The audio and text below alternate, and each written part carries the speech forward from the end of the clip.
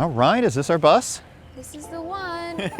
I'm going to be honest, and maybe this is embarrassing. This is only my second time riding this bus. Oh, okay. Let's get on. Be careful. I generally walk to all my classes, try and get a little extra exercise in. Okay, well here we are on the Yeah. bus. You guys know me because I was on the last episode. I'm Anna, and we have a new guest today. And introduce yourself. Yeah, hi. So, hi everyone. So great to meet you. My name is Kevin Noe. I am from the United States, and I am a first-year PhD student in Chinese philosophy. So, Yes. really excited to be joining you today on this wonderful day here at ZJU. Yes, it's a bit rainy, but it's still a beautiful day. So I'd like to hear more about your PhD program, why you chose it, why you're here. Yeah. Sure, yeah. I mean, that's a lot, and I'll probably give a long-winded response here. So I think there's a couple components to the question. First, why a PhD? Yeah. So I'm maybe not a traditional PhD candidate. I'm a little older. I'm actually 36 this year. So I've actually been working for several years before deciding to come back and do my PhD. But all of my work has been in higher education. So I've worked in international education in Chinese and US universities for about over 10 years now. And so I started as an English teacher here in China, assisting at a university here. Then I started working with a joint venture between a Chinese and US university.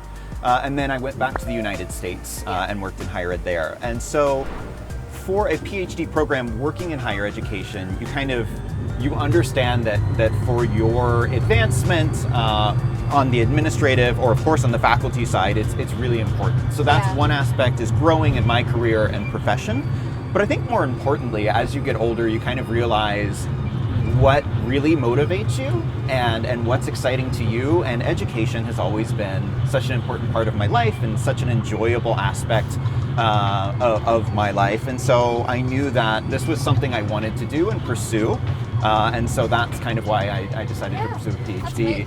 I think it's better that almost, I know you said you're like a mature student, I guess. Is what they call it. Sure. That's a nice way to put it, thank That's you. a nice way to Sure. put it. I think it's almost better to go out and work for a few years and then come back. You know what you're doing, you know what you need to do, you know the knowledge that you're kind of missing. And then you know what your passions are, and you can just go for it. And that's Different really good. perspectives, certainly. Yes, different perspectives. So, why did you think Zhejiang University was the place to kind of do this? And again, I'll give a multi-part answer here. First, why China? Let me say that first. So I lived in China from about 2009 to 2017. I did 2 years of my undergraduate here.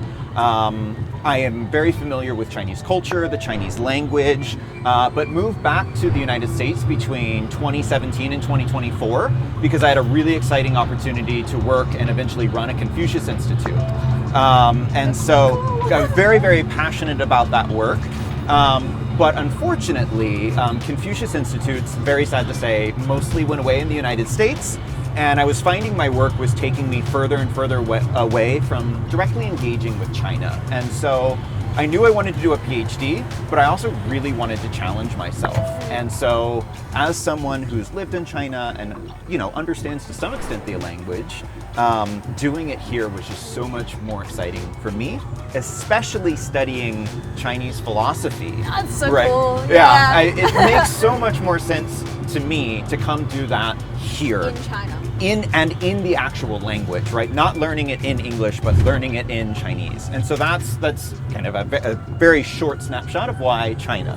Why ZJU? Yeah. Okay, so couple answers here. I mean, number one, I think everyone knows ZJU is one of the top institutions in the entire world, right? Depending on which ranking systems you're looking at, it's top 100, top 50.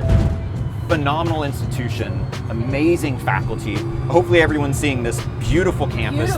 And one of many, right, of course. And so it's just a world-renowned institution. But during my application process, I really learned so much about the faculty, and that really influenced my decision more than anything, especially interviewing and meeting my advisor, who I had just cold called, sent an email like, hey, would you support me? And meeting everyone from the philosophy department, it was just so warm and welcoming. And again, as a non-traditional student coming back after years in my professional work and not coming from a direct philosophical background, they were very, very supportive, interested in my ideas, and since being on campus, it's just been exceptional. So the prestige of the institution, the level of the faculty, of course, I'm in philosophy, but studying anything, I mean, this is a very, very well-known institution, research opportunities and everything abound, so. Yeah, it's very well connected, I feel like. And yeah, I think for being a master's or PhD student, the faculty is extremely important. Probably so even much so. More important than like the ranking, whether it's worldwide. I agree, yes. But I know rankings are important to people, so I do bring that up. Yes, it definitely is important. That's what brings you in, and then the faculty is what makes you stay. So, I mean, coming back, you spent a lot of time in China in the past. Yes. So you speak Mandarin, and do you have any thoughts about like any benefits of knowing Mandarin, even like when you went back to America? Like, how was it in America to be able to be a Mandarin speaker? Was it useful? Of course, I mean, learning any second or third or fourth language is so important, especially speaking as an American where maybe language learning isn't as prominent. You learn so much about another culture when you learn a language, and really new ways of thinking, right? It really broadens your horizons, and so I think just learning any language is important, one.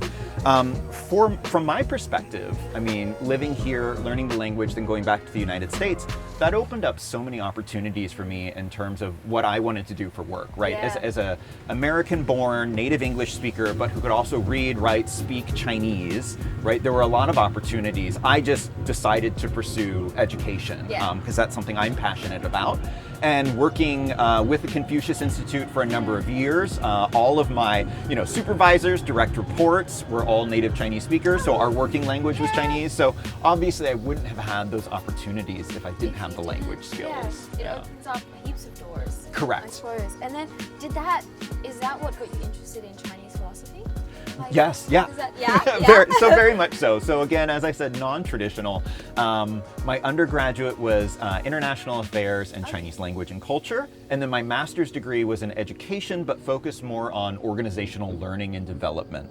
But during my years with the Confucius Institute, where we were again primarily teaching Chinese language and culture, I mean, so much of that culture is the philosophy. And so working with our Chinese director, an amazing faculty member, I learned so much about early Chinese thinkers and Chinese philosophy. And over those years, this is something I really need to develop and learn more about. And I think it would be very, very beneficial for me to learn, but also to write more and publish more in English to sort of bring this up to the English-speaking world as well. Yeah, because I think in the English-speaking world, everyone's heard of Confucius. Correct. Yeah, but like, who is he actually? When did he actually live? What was he about?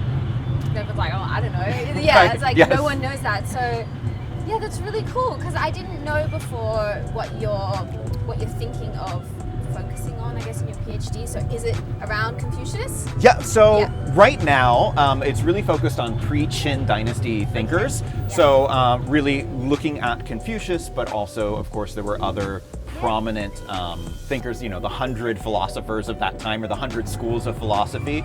But my interests being, coming from my master's in more of an organizational development, is using Confucianism and other Chinese philosophical ideas in modern day higher education management. Wow, that's really interesting. Yes, so sort of combining those different ideas. Now this will be a first maybe for my advisor, so hopefully he doesn't listen to this. I haven't presented that proposal. We've talked about it initially, but not formally. This is secret. Don't tell anyone, guys. Top secret stuff. Yeah. Okay, so then coming back, I guess, to more daily life in China, you don't live on campus, right? I do not live on campus, okay, no. So we're the same with that. So do you come to campus often to like study? I do, yeah. So, I mean, as you all hopefully are watching from this amazing video here, how beautiful and lovely this campus is. I mean, it's just massive. Yeah. And so I am on campus a few days a week. First year of my PhD program, it's a little more class intensive until I really jump into my research. But just coming here, being around other students and faculty, it kind of creates that environment that makes really you helps. study more. Exactly. and you know, we just had a coffee. So there's so many coffee shops here on campus, and so for me, being in a coffee shop, maybe that little kick of caffeine helps, but being in an environment where I don't feel I can be as easily distracted as I could at home, you know, where I have my dog and other things going on, or, you know, might go sit on the couch and watch TV. So coming here is certainly a must for me. Yeah, and watching everyone around, especially in like the main library, and everyone's studying so like seriously, you're like, ooh, I gotta step my game up. Yes. Step my game up. Okay, so do you normally go anywhere in particular? Like, so I like to mix it up. I bounce around quite a bit. Okay. So yeah, I do. Cafes. I bounce around the cafes. I have tried a couple of the different libraries. Of course, the main library is just phenomenal. So and even within the main library, like one day you're on like level 2 and then 3, and it's like a completely different place. Yeah, it's so true. So yeah, I do try and change it up. Just kind of wherever I find myself that day, I might pop into a new spot, sit down, and just open a book. So. Okay, cool. And do you have any?